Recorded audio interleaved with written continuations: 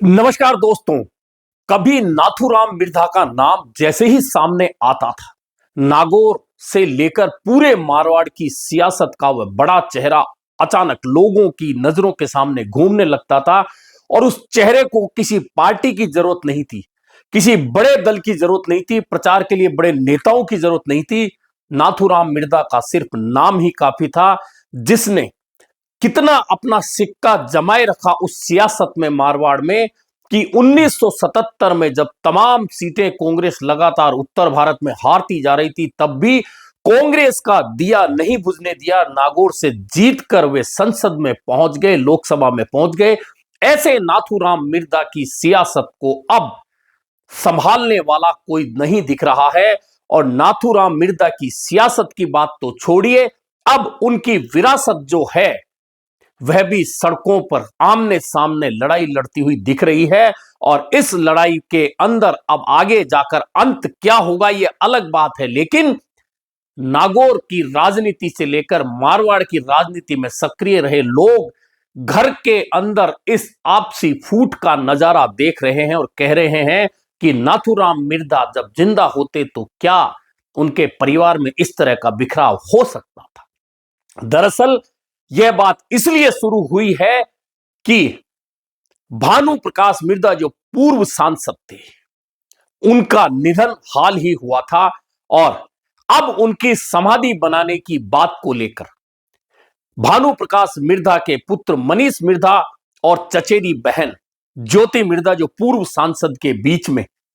लड़ाई ऐसी हो गई है कि सीधी लड़ाई सड़कों पर आ गई है। और एक दूसरे पर जमीन कब्जाने के आरोप लगाने के साथ ही मनीष मिर्धा पर अब ज्योति मिर्धा के केयर टेकर ने बाकायदा एफआईआर दर्ज करा दी है। और इस एफआईआर दर्ज होने के बाद में मनीष मिर्धा ने एक भावुक वीडियो बनाकर सोशल मीडिया पर पोस्ट कर दिया है। और वह पोस्ट आने के बाद इन दोनों परिवारों का जो झगड़ा है वह सीधे सीधे लोगों के लिए चर्चा का विषय बन गया है। दरअसल झगड़ा इसलिए शुरू हुआ है कि नाथूराम मिर्धा का समाधि स्थल जो जोधपुर में है, उसी के पास में भानु प्रकाश मिर्धा का समाधि स्थल मनीष मिर्धा बनाना चाहते हैं। और मनीष मिर्धा अपने पिता के देहांत के 15 दिन के बाद जब वहां समाधि स्थल पहुंचे तो पुलिस ने उन्हें वहां नहीं जाने दिया गया। और जब पुलिस ने वहां नहीं जाने दिया गया तो बात आगे बढ़ी और कहा गया कि मेरे पिता की चिता की राख भी ठंडी नहीं हुई है और मुझे बाबा की समाधि पर नहीं आने दिया जा रहा। अब यहां पलटवार करते हुए ज्योति मिर्धा कहती हैं कि जब पारिवारिक जमीन विवाद का सुलटारा हुआ था, उस समय यह जमीन हमें दी गई थी, इसका देखभाल का जो जिम्मा भी हम दोनों बहनों पर है। और जब यह सब कुछ हो रहा था उस समय किसी ने कोई चर्चा नहीं की थी कि समाधि सभी की यहां बनेगी। जबकि मनीष मिर्धा का कहना है कि परिवार में यह सहमति थी कि जिस भी परिवार के व्यक्ति बुजुर्ग की मौत होगी उसकी समाधि एक ही जगह पर बनेगी। इस बात को लेकर दोनों परिवारों के बीच में अब सीधे तलवारें खिंच गई है। दरअसल जहां तक बाबा की विरासत की बात है, उसे शुरुआत में ज्योति मिर्धा ने संभाला और जब वे राजनीति में आई तो कांग्रेस के टिकट पर नागौर से सांसद भी बन गई। लेकिन अगला ही चुनाव जैसे ही हनुमान बेनीवाल और भाजपा ने गठबंधन के तहत लड़ा, ज्योति मिर्धा चुनाव हार गई। उसके बाद में ज्योति मिर्धा ने पाला बदलते हुए भाजपा का दामन थाम लिया, लेकिन भाजपा से चुनाव लड़ने पर वे नहीं जीत पाई क्योंकि इस बार हनुमान बेनीवाल ने कांग्रेस और इंडिया गठबंधन के साथ हाथ मिलाकर ज्योति मिर्धा को चुनावी समर से बाहर कर दिया। उसके बाद ज्योति मिर्धा ने चुनाव लड़ा विधानसभा का नागौर से, लेकिन वहां भी हरेंद्र मिर्धा के हाथों चुनाव हार गई। यानी कि आज ज्योति मिर्धा भाजपा की पदाधिकारी तो हैं, लेकिन सक्रिय राजनीति में जनप्रतिनिधि नहीं है। और लगातार चुनावी हार से ऐसा लगता है कि उनका राजनीतिक भविष्य अभी मझधार में अटका हुआ है। इधर मनीष मिर्धा की बात करें तो मनीष मिर्धा को बहुत ज्यादा लोग नहीं जानते थे, लेकिन मनीष मिर्धा की पहचान सबसे पहले पिछले यानी कि 2024 के लोकसभा चुनाव में सबके सामने आई। और वह ऐसे आई कि मनीष मिर्धा कांग्रेस नेताओं के साथ में हनुमान बेनीवाल के साथ चूंकि इंडिया गठबंधन का पैक्ट हुआ था, ऐसे में मनीष मिर्धा वक्ता के रूप में मंच पर चढ़ते थे। मनीष मिर्धा के जितने भी भाषण थे, क्योंकि उनमें वे स्थानीय कहावत बोलते थे, ऐसे में मनीष मिर्धा के जितने भी भाषण थे वे मशहूर होते गए और सोशल मीडिया पर इतने वायरल हुए कि लोग पूछने लगे कि आखिरकार मिर्धा परिवार का यह लड़का अचानक कैसे सामने आया, इतने दिन कहां था, जो भीड़ को आकर्षित कर रहा है और उसके भाषण सुनने के लिए हजारों लोग रहते हैं। हालांकि मनीष मिर्धा का राजनीतिक जीवन अभी तक उस हिसाब से शुरू नहीं हुआ है जैसी कि राजनीतिक विरासत नाथूराम मिर्धा की संभाली जा सकती है, क्योंकि किसी भी पार्टी से अभी तक मनीष मिर्धा ने ना तो टिकट लिया है ना कोई चुनाव लड़ा है। ऐसे में मनीष मिर्धा की पहचान जो अब तक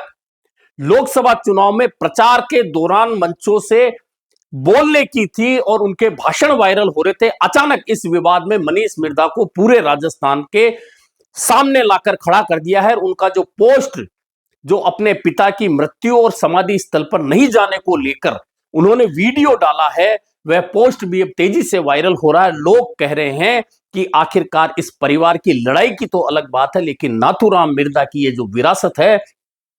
जो मजबूत होने की जगह अगर इस तरह से बिखरती रही तो फिर इस परिवार का राजनीतिक रूप से कहीं अंत नहीं हो जाए, यह चर्चाएं होने लगी है। अब जो समाधि स्थल है जोधपुर का, उसे लेकर कई आरोप ज्योति मिर्धा लगा रही है, कह रही है कि बदनीयती है मनीष मिर्धा की, चचेरे भाई की, और बदनीयती यह है कि यह बेशकीमती जमीन हो गई है और इस जमीन पर कब्जे की नीयत से वहां समाधि बनाने की योजना है, जबकि समाधि वहीं बनती है जहां पर अंतिम संस्कार होता है और अंतिम संस्कार अपने हिस्से की जमीन पर मनीष ने किया था। ऐसे में उन्हें पता होना चाहिए कि ऐसे अंतिम संस्कार कहीं और समाधि कहीं और नहीं बनती है। कुल मिलाकर ऐसे लड़ाई और इस पारिवारिक झगड़े में अब लोगों ने जो चर्चा शुरू की है, उस चर्चा में परिवार का झगड़ा अलग है, लेकिन राजनीतिक चर्चा यह शुरू हो गई है कि जिस मनीष मिर्धा की कोई पहचान नहीं थी, ज्योति मिर्धा ने उसके खिलाफ एफआईआर करा दी। ज्योति मिर्धा ने उसके खिलाफ सोशल मीडिया पर पोस्ट लिख दिया और अब उस पोस्ट के बाद में सीधे मनीष मिर्धा ने भी लंबा चौड़ा एक वीडियो बनाकर सोशल मीडिया पर पोस्ट करते हुए सीधे प्रधानमंत्री नरेंद्र मोदी से सवाल कर दिया। और जैसे ही यह पोस्ट हुई, लोग उस पोस्ट को ना सिर्फ सुन रहे हैं, देख रहे हैं, बल्कि रीपोस्ट कर रहे हैं। ऐसे में वह वीडियो इतना ज्यादा वायरल हो रहा है कि जो लोग मनीष मिर्धा को नहीं जानते थे वे भी पहचानने लगे हैं। और इस वीडियो का क्या होगा क्या नहीं होगा, परिवार का झगड़ा कहां मिटेगा नहीं मिटेगा, समाधि कहां बनेगी नहीं बनेगी, पारिवारिक झगड़ा है, जमीन बेचने की नीयत किसकी सही है किसकी खराब है, यह परिवार के लोग समझेंगे जानेंगे। लेकिन इस लड़ाई में लोगों का अंदाजा अब यह लगने लगा है कि ज्योति मिर्धा ने चाहे अनचाहे, जाने अनजाने ही सही, अपने चचेरे भाई मनीष मिर्धा को राजनीतिक रूप से एक मजबूती प्रदान कर दी है कि हां, ये पूर्व सांसद भानु मिर्धा के बेटे हैं और ये अच्छे वक्ता हैं, ये राजनीति कर सकते हैं। और जो लोग उनको नहीं जानते थे वे भी अब मनीष मिर्धा की चर्चा करने लगे हैं। हालांकि अभी यह सवाल अनुत्तरित रहेगा कि क्या मनीष मिर्धा वास्तव में उस परिवार की राजनीतिक विरासत को संभाल पाएंगे,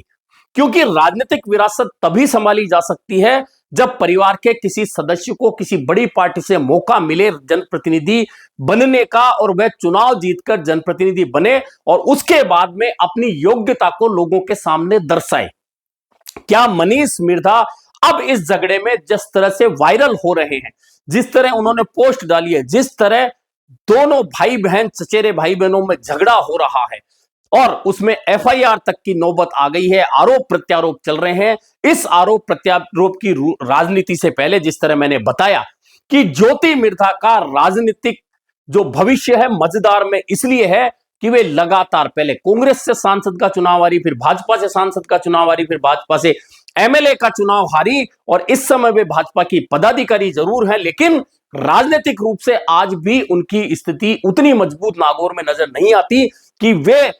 आगे चलकर सांसद या एमएलए बन जाए या उनके लिए कोई स्थान खाली हो जाए। यह अलग बात है कि आगे आने वाले परिसीमन में कोई परिस्थितियां बदले और कोई सीट ऐसी बन जाए जहां से ज्योति मिर्धा चुनाव जीतकर किसी सदन में पहुंच जाए, लेकिन आज की स्थिति में ज्योति मिर्धा की स्थिति राजनीतिक रूप से बहुत ज्यादा कमजोर नजर आती है।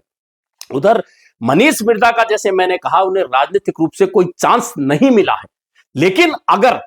इस पूरी लड़ाई के बीच जिस तरह से वे वायरल हो रहे हैं, उस वायरल होते वीडियो के बीच सहानुभूति पूर्वक अगर किसी दल ने उन पर हाथ रख दिया,